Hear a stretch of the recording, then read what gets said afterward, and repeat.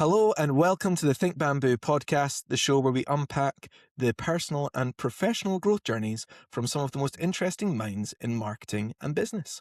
My name is Jamie Monteath, and today we have none other than Gemma Stuart.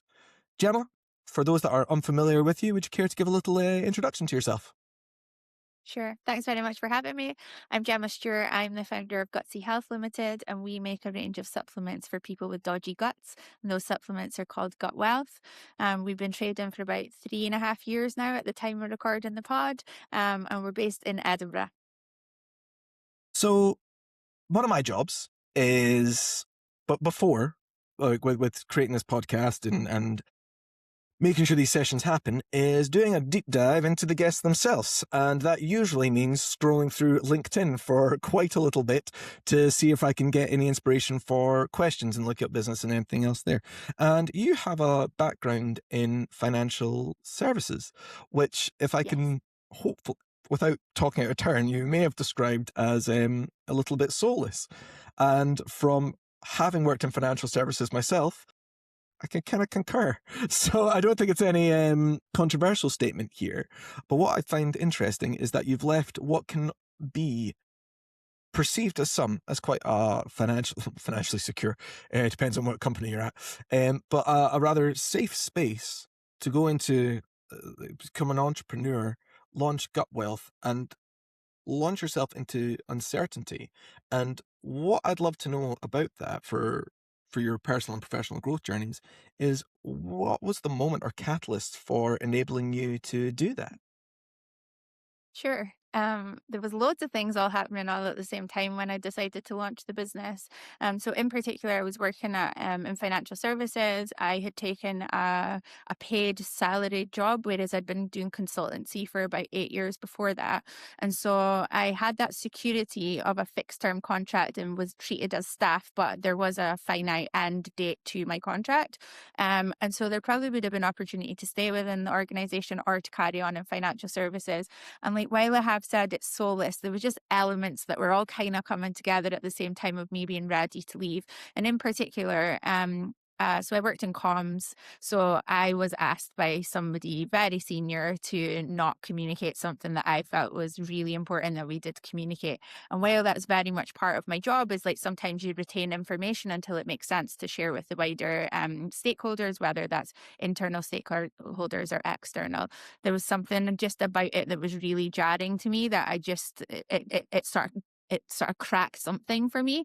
Yep. So obviously Yep. can't share what that was, but created a crack. So that was going on. Also, I truly believe if you can see it, you can be it. And I have a really great friend, Natasha Whiting, who she had created a collagen brand called Collo Health. And I had seen what she was doing and was growing and scaling that business. And while her business is very different to mine, it sort of opened up my eyes to like the possibility of having my own business. So hers is set up quite differently, but there was an element of that. Then on top of that, I was also studying IBS management at the University of Michigan, which was an online course because I Yeah. just wanted to get on top of my own IBS, which is part of the reason why all of these things were kind of all coming together. And that was kind of enough to follow my gut. Oh God, I've done it already. I've already made a gut Yes. pun. Damn it. Oh, good. Yeah, follow my gut and go down the path of entrepreneurship. Yeah, I suppose like I just felt so overwhelmingly compelled that this was the right thing to do. Yes, there were doubts in my mind, but on the little things, but the big things, it was just like there was no doubt that I was going to have to do this. Like, and that really compelled me to move forward. It's a solid answer about the incentives that can drive you to go, into that uncertainty. Now, you mentioned there about having IBS yourself. Yeah. Partly one of the reasons why I reached out to you in the first place was because I suffer from IBS and have done so for the last, let's see, have done so. How old am I now? So it's been about I don't know. 20, yeah, you don't know, about 20 to 23 years that Right. I Okay. first, I didn't know what it was at the beginning, and it Yeah. took until about 4 years before I actually got diagnosed. That's pretty, just speaking from myself, it was pretty painful process, and it was still a journey Yeah. as you're going through. Now, you've done the same thing, and in a workplace, it can be can be very difficult to manage. In your personal life, it can be very difficult to manage. Uh, Yeah. Long trips were a bit of a problem sometimes. That's where I found Yeah. it could be pretty difficult. Now, going through that of being in a professional environment, managing an IBS, and seeing how some employers, I mean, we spoke about just before we recorded live here, about my experience of what it was like at the drama school, and there was not much empathy until there was empathy, Yeah. until it could Yeah. come there, and that reaction from them, first of all, was quite. Uh, I think the word is debilitating on my side of going like, oh Yeah. no, I'm going to stop myself there. How have you managed to how is living with this and seeing how IBS has Yeah. affected you and other people help to develop your own empathy to others in the workplace that might have this, and how are you trying to develop that within gut wealth? Yeah, so it's really an interesting thing for me because like I just would never have spoken about having IBS before. Like I might have mentioned to like my friends like my iffy tummy and my dodgy belly, but I just wouldn't have had the language to really speak about it. I would definitely tell my mom, like, I would just and but I certainly wouldn't have spoken about it at work. It was just something to like get on with. And I also just wouldn't have had the language. Like I had loads of shame and embarrassment around talking about digestive ill health. And funnily enough, I still probably have elements of that. Like I find myself if I'm talking about in an abstract way about someone else, it's much easier, or like in, stats and the science and the biology of the whole thing. That's very different to even sometimes now, if I go to speak about it, I can feel like like a rash of heat up here and like the back of my neck goes a bit tingly of like, oh, because I just don't really want to talk about it.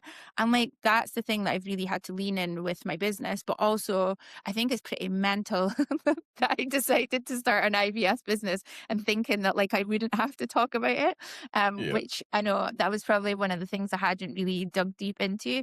The main thing here though is like, so I have real strong communication skills. I think I'm pretty good at articulating really complex things and turning them into something quite simple so other people can understand. That's like a skill that I've developed both through like my academic, my time in academia and then onto my career. But communicating about gut health is like a really complex thing because like everything can just sort of label gut health on the front of a product. And it's Yeah. sort of very different to like actually looking after your digestive wellness. So for me, one of the things when I started the business is I actually wanted it to be a faceless business. I wanted to be like a big corporate and like, well, at the time be a small corporate, but with aspirations to be a big corporate in the sense of it would be a faceless business. Nobody even know I was the face or the brains or the business person behind it. It was absolutely going to be like, here's the product, buy the product. Quickly realized that that wasn't going to work for our business. And actually, when I started speaking to people about my product, about my experience, that's when doors started opening and also finding more customers. And I think like a real big thing is like people really understood that like everything I was doing was to help people like me. And like, the old adage, like, people buy from people. I kind of was like, yeah, but I don't really want to talk about my own health. And like, I'm not an expert. And like, but I think with that lived experience, as well as like, the expertise of like my initial product that was made with a backing of scientists, a team of experts, that like all added together as like a credible product for people to try. And then obviously over time, we've built like credibility around like, we've now got over 1,000 customer reviews, which as you can imagine, it's very difficult to get people to leave reviews. And I'm kind of the opinion that any review should either be a 5 or a 1 in our product because it either works for you or it doesn't. Like that's kind of Yeah. Yeah. like where it should be. So thankfully, like, living by our commitments, where I think we're at between a 4.6 and 4.7 rating on the product. But like that goes to show like what I'm also noticing through our reviews is like people used to leave a review that would be something like, oh yeah, good. And it doesn't really tell us anything, or like works for me, doesn't really like share it. Whereas now I'm noticing more and more that people are using language to explain what's going on for them. So like it used to be, and it still is a little bit of like they'll use euphemisms, or they'll use like funny language like iffy tummy and funny belly and that sort of thing, or like, or they allude to it because us Brits are a bit awkward about talking about poo. Whereas now I'm really noticing that like our customers, they're like more comfortable to like share, like even though it's an anonymous like review, they're more comfortable to share like something meaningful, like, you know, oh, I was rushing to the toilet a lot, and so, and this has helped to reduce that. They're like more specific about what's actually going on. And I think that's a really positive sign that like that education piece is really working. Whereas like I probably hadn't seen much of that except before, but I'm starting to see that coming through more and more often now, that that education around digestive wellness and how to describe symptoms is really helpful for people, because we've given them that language as well as hopefully support through our products. So having that language would have really helped me before, instead of just going, "I'm cramping, I feel sick." It's the Yeah. iffy tummy was that there, and also having no idea why it was happening. That was the Yeah. that was. I mean, if I could pinpoint that, I would have gone, "Okay, well, this is the cause. This is like I can stop that. I can manage that." Without knowing that and having the language to describe it, it was a horrible, horrible But cycle. yeah, well, it is the unpredictability of it, isn't it? And Yeah. then it's like we as humans, we see cancers, don't we? Like we want 1 + 1 = 2. We don't Yes. want 1 + 1 = 7 one day and then 4 another day. Like we just want to know like that there's some sort of consistency. And that's the challenge really with IBS, is like there's multiple factors that impact it, but um also, it's just your gut can be quite unpredictable, and like the symptom you're experiencing now might be related to something that happened a couple of days before. So it's just quite difficult to like manage, and yeah, it's really difficult to manage actually. And obviously, there's loads of advice online out there on like how to fix it and solve it, and what works for one person might not work for another. So that just adds even more complexity to the mix. So you mentioned something a little bit earlier that has intrigued me, and it's Yeah. a you said before that you weren't an expert. Why would you people come to you or anything like that? That you went to go study at the University of Michigan. Mhm. Now, some I've had some friends in other paths for other businesses where they haven't taken the effort to, or didn't put in the effort for a lot of reasons. Maybe not just like laziness. I'm not trying to imply that at all. Uh, it mattered to you that you went Yeah. and studied this subject so that you could talk about it with some credibility. Can you talk about Well, what? actually, funnily enough, that's not why I did it. So Right, I okay, was, so that was the yeah. question. Why did you do this? So I actually, so during the pandemic, like we all had more time on our hands in some ways and less time on our hands in other ways. Like my digestive health was actually like really pretty good during the pandemic. And I now attribute that to a different type of stress. I was less stressed in terms of like before the pandemic, I was traveling back and forth to Ireland quite a lot, and so for work, and so my IBS flares were pretty bad. I now attribute it mostly to do with that and the stresses of like eating at unusual times and not really being in control of like my diary and my when I would eat and that type of things, and up early one morning and then like really late at night that night and that type of thing. Um, so then making different like lifestyle choices around that to like just try and like live life. So there was an element of that. So then during the pandemic, like I one of my friends was doing an online course on like risk management or something, and it should mention that there was an IBS management course at the University of Michigan, and it was also, I believe, like associated with one of the Scottish universities. I was like, right, I'm going to do that. So in terms of like what I was doing, is I just wanted to get on top of my own gut health. Like, what should I be doing differently? I had all these like light bulb moments, and honestly moments of like almost anger of like, how did I not know this? Why was I not taught this at school? And just even like I remember like the one of the basic pages was all about like how your digestive system actually works. And like there was just this section on chewing, right? And I was like reading it, and it sounds really so basic to me now, and it makes me annoyed that I didn't know it before. But like I would eat really quickly. Like I like to live my life quite quickly. I do things quickly, if unless I'm out for like a meal with with friends or family or stuff. But I'll often be the one who'll be finishing my food first, and it's so basic. But like if I think about it, like why was I not chewing my food? So chewing it so that it gives your digestive system like the best chance to be able to process that, get all the nutrients out of it. And also when you're eating quickly, Like you're not really signaling to your gut that there's like food coming. So the saliva, you don't create as much saliva, da da da da da. Like, that is so basic. Like, see what I was doing it. I honestly remember like being like arms on the arms on the table, like annoyed with myself. Rage. Like there was just like lots of like light bulb moments, annoyed moments, but also things like, generic advice like, go for a walk and like drink plenty of water and do whatever these bits of advice were. I was probably in some ways during the pandemic until I actually caught COVID. I was probably the healthiest I'd been. Like I was running probably 4 times a week. As we were coming out of the lockdowns and stuff, I was like going to yoga 3, 4 times a week. I had just more time on my hands to do all these things. I was eating better than ever because I was making everything like, 95% of my meals were made like fresh by me, or in the household. And so it was just, I was just doing a lot more like activity, instead of like cramming activity in around work and stuff like that. Yep, yep, I was probably the healthiest I'd been, and I just didn't want to like go back to what it had been like before. And I think like having that space away from like my old life of, being very work focused, which I still am, but I just got a different balance to it now. And also like, I think of like now, this isn't how that course framed it, but how I've since reframed it in my mind is like, it's about making a series of good gut choices. So yep. like if it's not about like sneaking treats or whatever or ignoring the stuff. It's like just trying to make as many consistent good gut choices as I possibly can throughout the day. So like walking after meals, chewing my food properly, drinking water throughout the day. They're all like dead simple things to do, but once you start like undoing them, they actually have such a detrimental impact on your gut health and Yep, yep. IBS especially. That's kind of where I've reframed things in my mind. It's interesting that you say that because during the pandemic was strangely where I was the most healthy as well, and it was which Yeah. like I know like I've spoken to other business owners here, and the pandemic was it crushed Hard. a lot of people. Yeah, it was so like I cannot express how difficult it has been for others. Um, Yeah. our experience there was pre-kids, so just only two of us and all the rest of that time.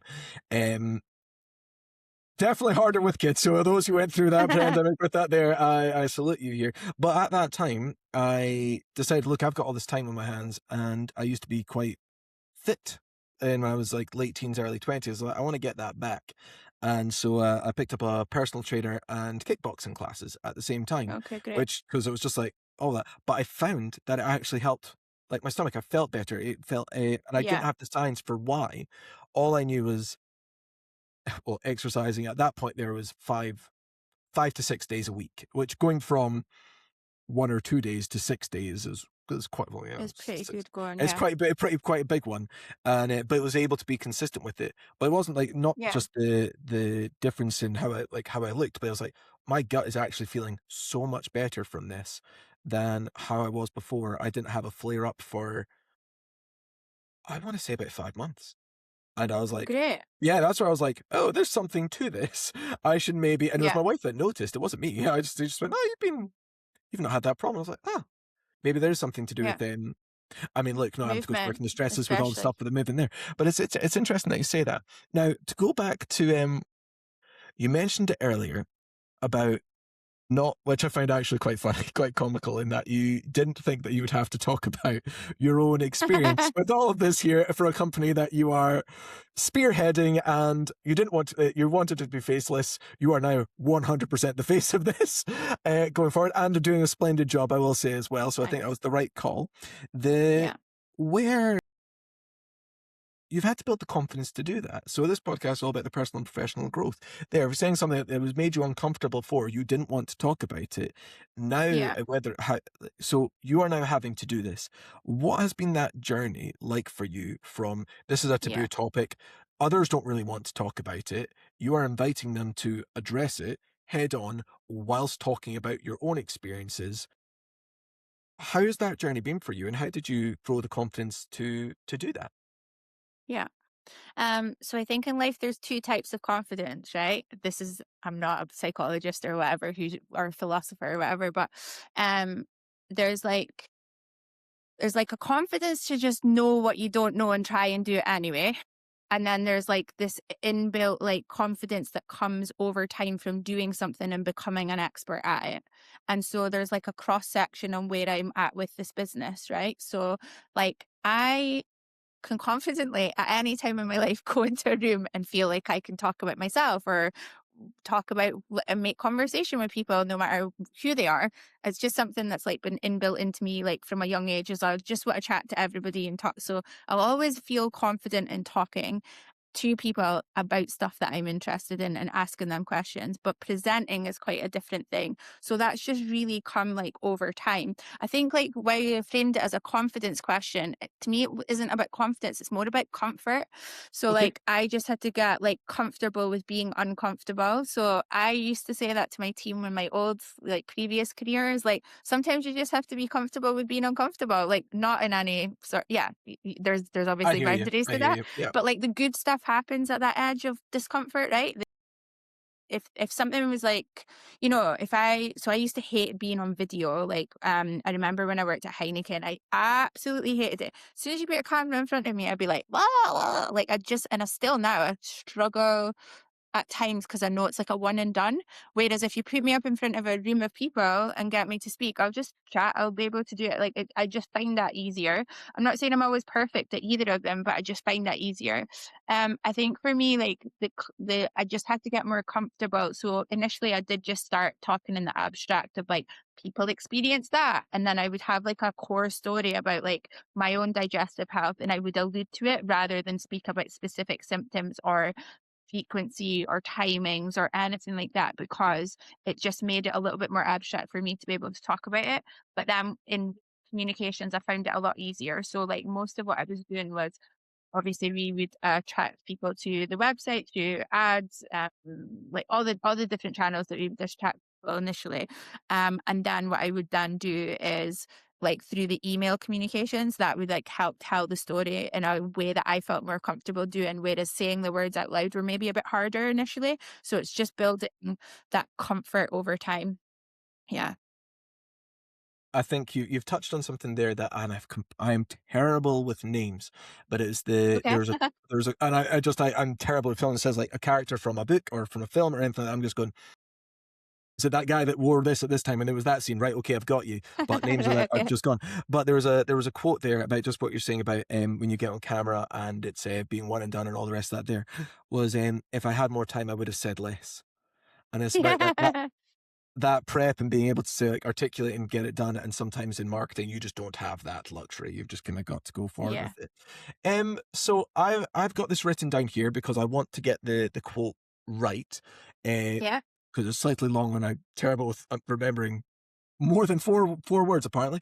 So it's Uh-huh. again, I mentioned about scouring LinkedIn and seeing things that you've mentioned in the past, and I was like, came across this Hmm. phrase here. And I was like, oh, I really like this. About truth is the best form of kindness. Yeah. What I wanted to know is that resonated with me for a lot of reasons, but that's me putting my own worth and value into that phrase and how I've adapted that and what I believe in. But what I'd love to know is what does that phrase mean to you? And then how have you embodied that as Gemma and then Yeah. into gut wealth? Yeah. So, like, I just, first of all, I have a big thing. I just can't stand people lying. Like, it just like, it's one of the attributes I just can't get over. Like, there's so many things that, like, like, I can't think of other examples, but like laziness, I can cope with. Like, if you just know that you're lazy, but like lying, it just really gets my goat. And I just don't really feel a need for it. Like we're in 2026, it just doesn't sit well with me. I'm just not into it. I think like when it comes to like truth telling and kindness is like for me, it's probably come from a couple of times where like I would rather a really quick no than a protracted maybe. Like as a founder, what's really important to me is like my time and my resource and my energy. And if I spend a lot of time doing something to then get a protracted maybe, I find that quite consuming. Like it's unnecessary. So but there's a bigger piece here is like also about like telling the truth to our customers. Like so Yeah. like some ecom businesses or any business, they'd rather probably like keep that customer coming even if it's not the right fit for them. Ultimately that doesn't really I don't see the point in doing that. I'd rather be upfront and honest and tell the whole truth. Like, thankfully, that's really works in our favor because people like the way they communicate with us, our customers, is they talk to us and like even like I think it was 2 weeks ago, I made like 3 phone calls that week to customers. So like there was one that was like a great call in terms of like I knew this was going to be a really good call because they left us a great review. Another one was like a bit middly, like something maybe hadn't gone out. I can't remember the detail, but it wasn't about the product. It was more just about it might have been that like the delivery hadn't come or there was something that Right. just wasn't Okay. solvable by email. It was just it was Yep. like it was not really about the product as such. And then the other one was like the customer was like asking lots of questions, but we couldn't quite get to the nub of it. And I had a feeling that like conversation might not go all that well. And I think like all three of them were like so grateful that we took the time to speak to them, to talk through what was going on with them. And all three, while it wasn't things to be resolved, all three had a way better outcome, I think, because we were having an honest human conversation rather than like a back and forth on email that might like kind of get a bit lost or not that we're having to cover. I suppose like it just comes down to me is like I probably feel that about all of my friendships and relationships. Like knowledge is power, right? And like I don't need power in my friendships or relationships. But if you tell me the truth, then I know how to deal with it. If you Yep. tell me like enough, like even as simple as, if you're going to be late to catch up with me, tell me half an hour before when you know you're already going to be late. That means I can go and find something else to do for half an hour Yeah. Yeah. Yeah. rather than like, oh, I'm almost there. I'm like, well, hey, like I was 15 minutes early and you're about to be 20 minutes late. Like, it's just, to me, it's just really obvious. Like, why would you not do it?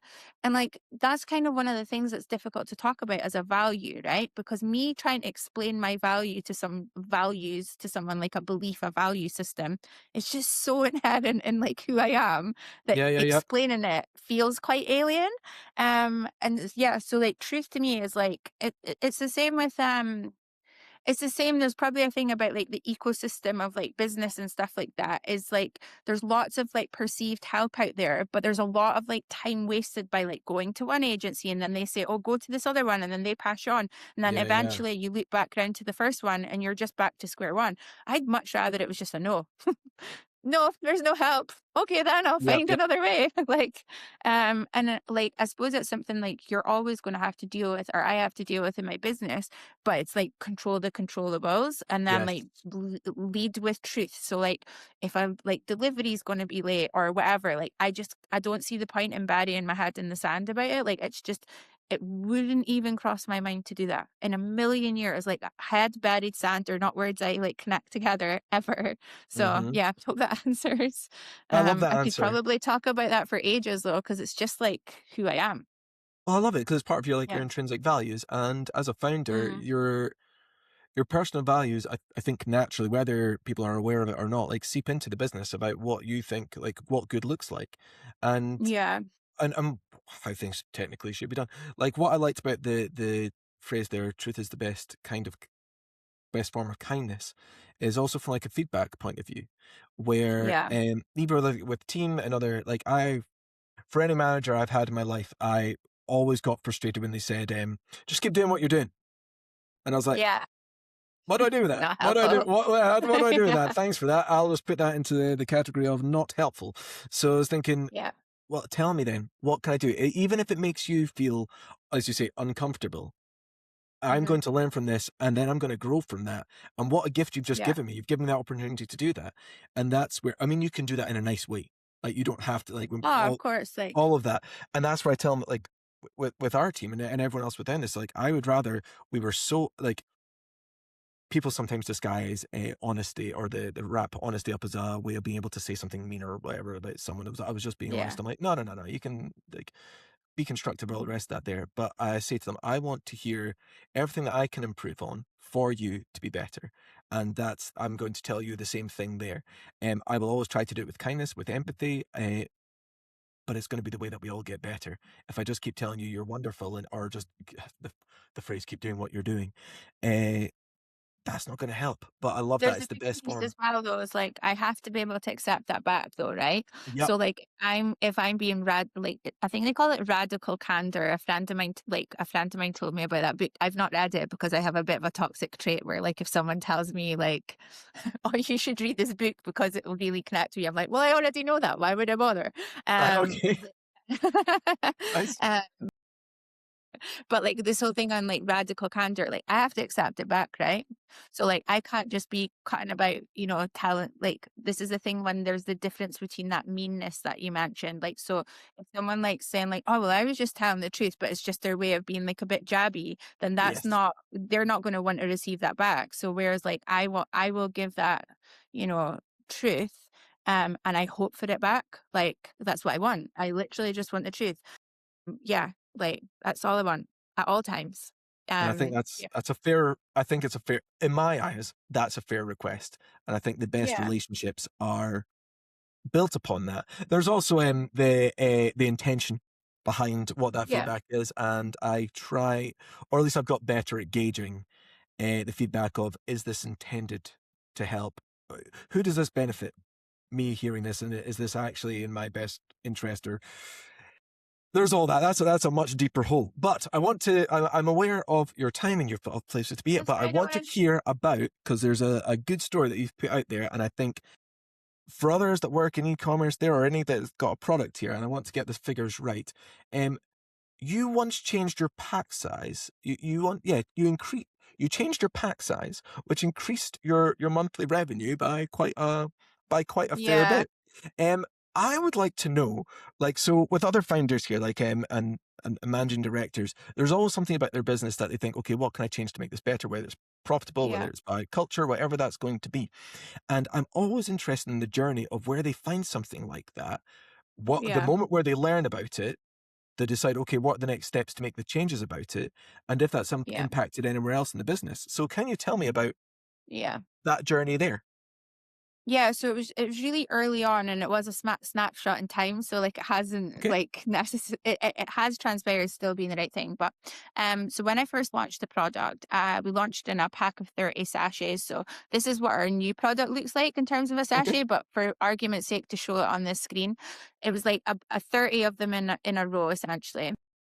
And during the process, I set the limits of the size of the packaging, and 30 felt like the right amount because some of the trials on some of the products have been 30. It's actually been, some have been 28, some have been 30.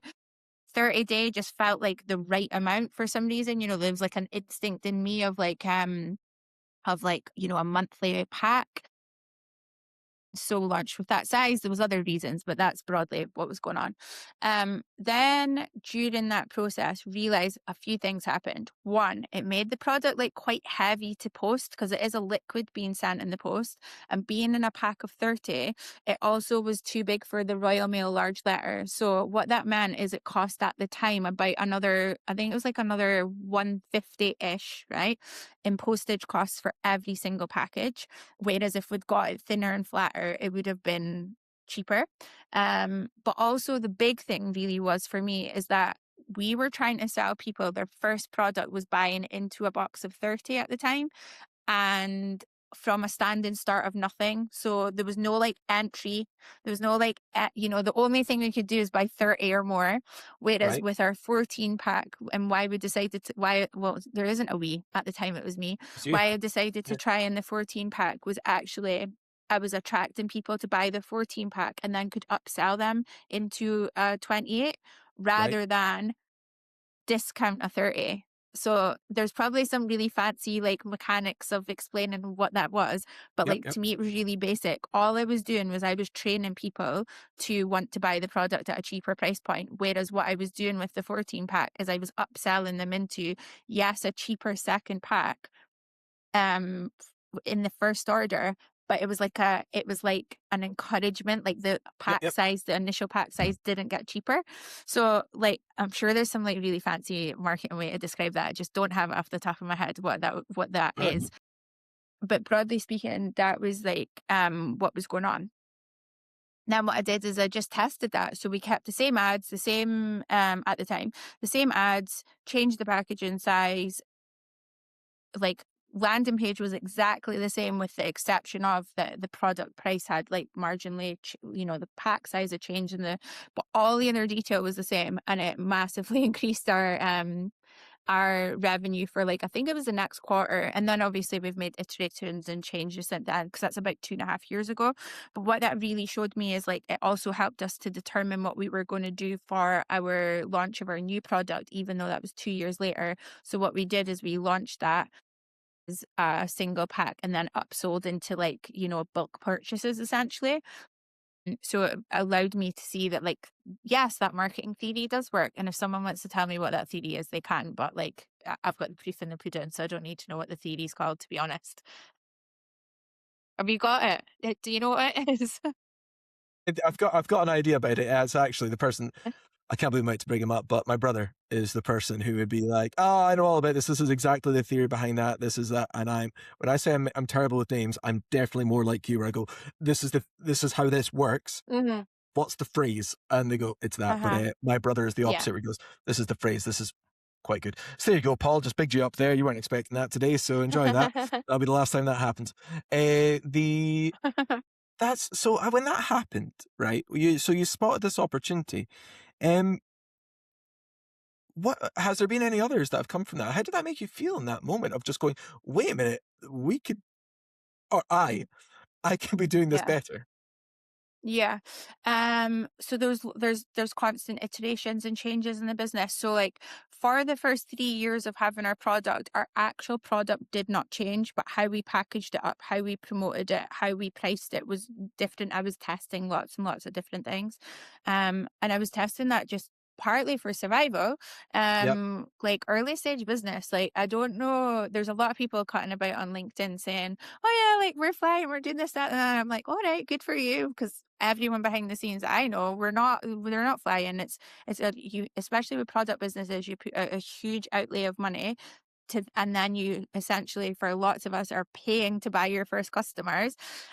So yeah, so I iterated in lots of ways. So like, I'll be honest, like that did probably feel like a small victory at the time, but then I was just back into problem solving mode, because that's all I did for the first 2 3 years, is like, so find the problem, solve the problem, find the next problem, solve the next problem. And like, I didn't really have time to think or breathe. It's just a case of like, getting through and trying to grow at all times. That was kind of what we were doing. There was other things that happened around the same time as that. As much as it sounds like really exciting that we increased our revenue by like 30%, or it was in around 30% from making that change.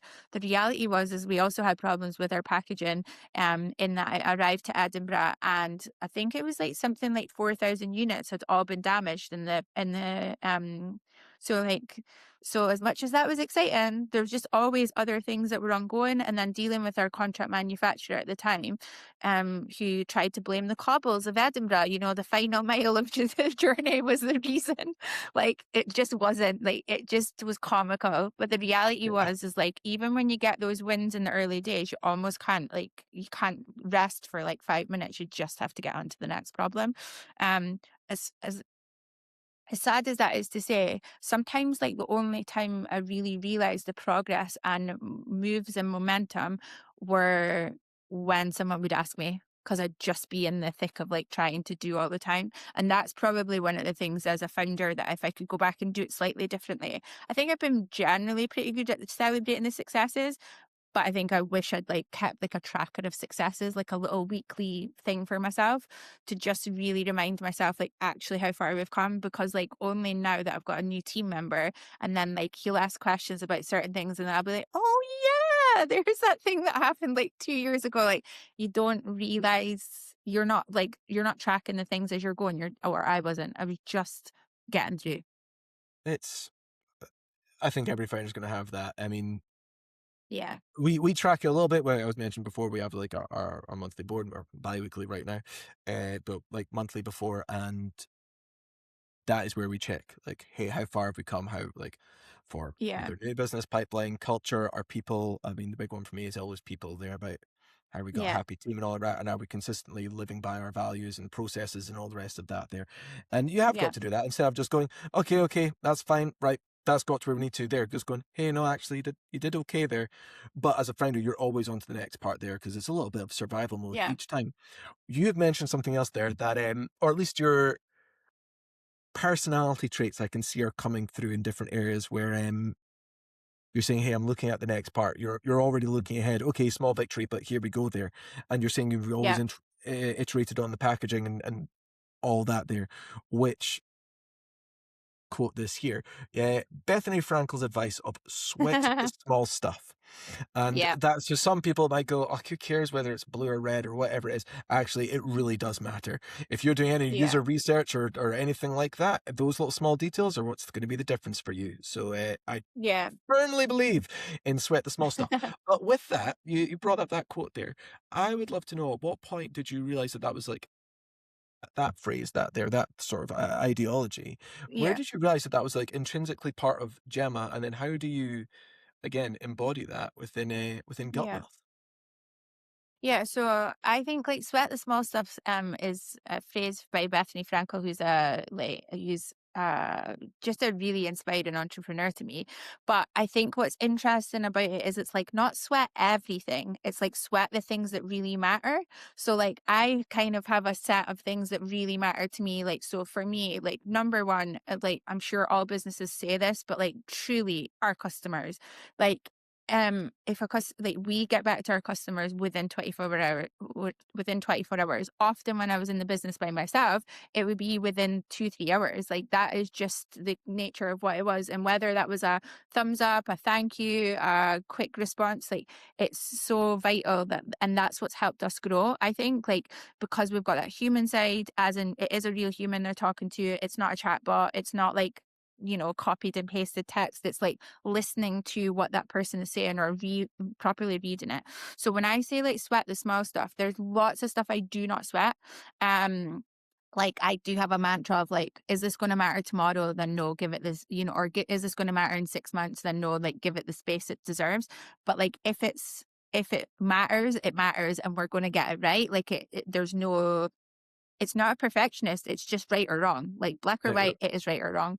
And so like there's certain things that like I will absolutely let slide and I've had to because like I'm just one person at the time and was wearing all the hats of marketing, product development, managing teams like for the contractors, managing all the finance, managing our accountant. What else was I doing? Created the whole website myself. At times doing the fulfillment. Like all of those things at various points in time have either solely been done by me all at the same time, or I've been managing like, a freelancer or whatever. But ultimately, like I had to choose which ones to sweat. So for yeah, me, yeah. customer was always really super important. Customer and customer journey, but then also product. Like our product just had to be top notch, like created in like made in the UK, highest quality standards, this, that, and the other. Like people are consuming our product. Like I wouldn't want them to be looking at that and thinking, I'm not sure about this. Like I want them to have full faith and confidence of them consuming that product. So those are the things that I would always be sweating. But also like I had a massive Monday.com list. So see if there was something that was like a 3-minute job that I didn't have time to do right now, I would just put it on my board. So at one point I had like over 2,000 tasks and activities and they will get done.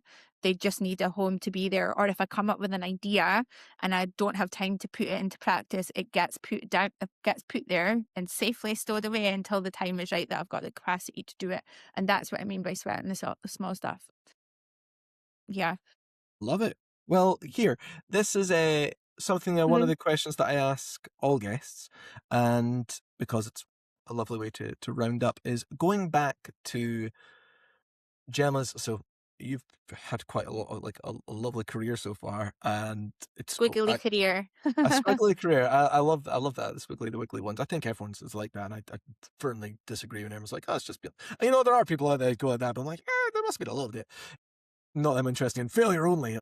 It's just that it's more interesting. There's a journey there, and I think that's the humanity of it. If you could go back to day one of your first day in your professional career, whatever that was, and look back on that journey, what is the advice that you would give to, I say, Gemma? think the advice would just be to like map it out a little bit more when I was younger. So like I always thought I was being a bit strategic with my job roles, but I wasn't. I was just reactive and probably tactical.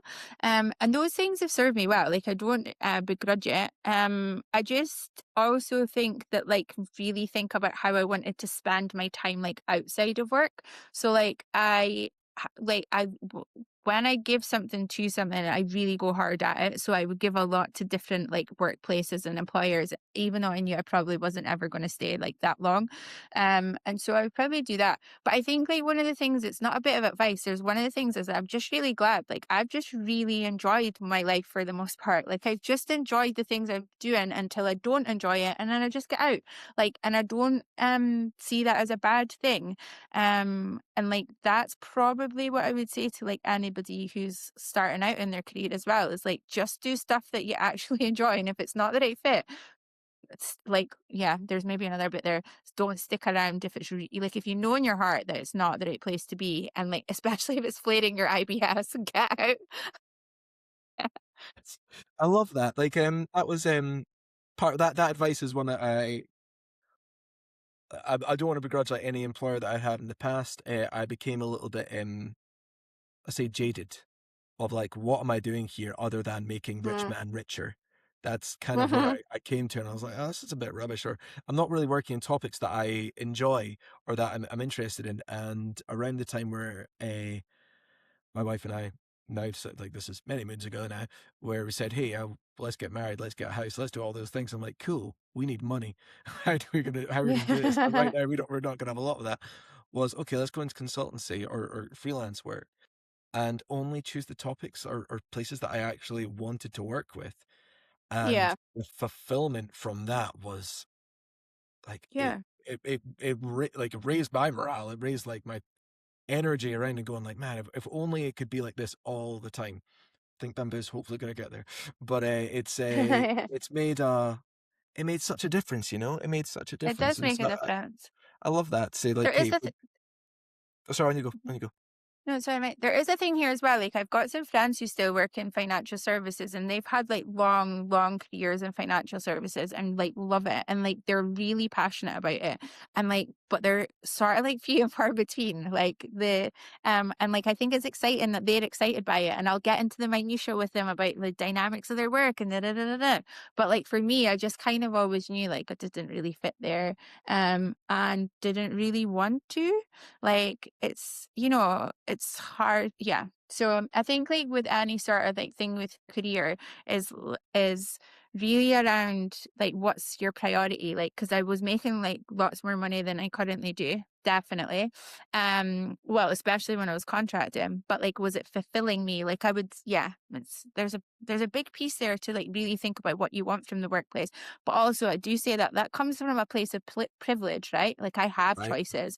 Like I know I can go and get another job somewhere. Like I don't know who would hire me now, but like but I kind of have that inner confidence of like, if this thing doesn't work out, no matter what I've been doing, I'll be able to get something somewhere else. Like I just truly believe that. And I'll be able to get something interesting, better paid, more like exciting. But yeah, to go back to my earlier career, I think it would just be to really try and enjoy it as well. That's fair play and a good advice for younger Gemma. Map it out. No one said that yet. I really like that about mapping it out a little bit more. Finally, I've said on a lot of these sessions there, for someone's success, it usually takes a village, and it's rarely Yeah. just one person. And if it's one person doing it, then power to you. But I've not Yeah. met them yet. Is there anybody that you would like to say like, hey, either this person or a group of people that have helped with your success today that you'd love to give a shout out to? Yeah, absolutely. Like my first and foremost, like my friends and family, absolutely. Yeah, like the people who are closest to me, like they have heard me like cry on the phone on Zoom calls, like be snotty, over like the hard moments. But and also they've been there and like victorious with me on those little steps that have like made me realize that like this is gonna work out for me. But also like there's somebody else I would always call it is Andrew Coleman. So Andy Coleman, I met him a couple of years ago and asked him a very specific question to do with taxation and HMRC it was really quite not exciting like topic. But so And he's important. So super important. important, so important. And we just have had like a likeness of minds. Like we've both got like high energy, and we both really care about entrepreneurship. And while he is like older and more experienced than me in lots and lots of ways, like he also likes to learn stuff from me as we're going along this journey. And I've kind of yeah, I think we've formed like, to other people it might seem like an unlikely friendship, because like there's like, I don't know why people would think that, but like, yeah, there's a meeting of minds there, and I just truly value his opinion on lots of things.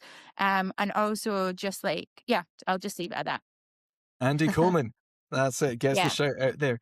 Well, Gemma, thank you so much for your time. Would you like to give the guests that are listening where can they find you sure. and what is next Yeah, for Gemma and sure. Gut Wealth?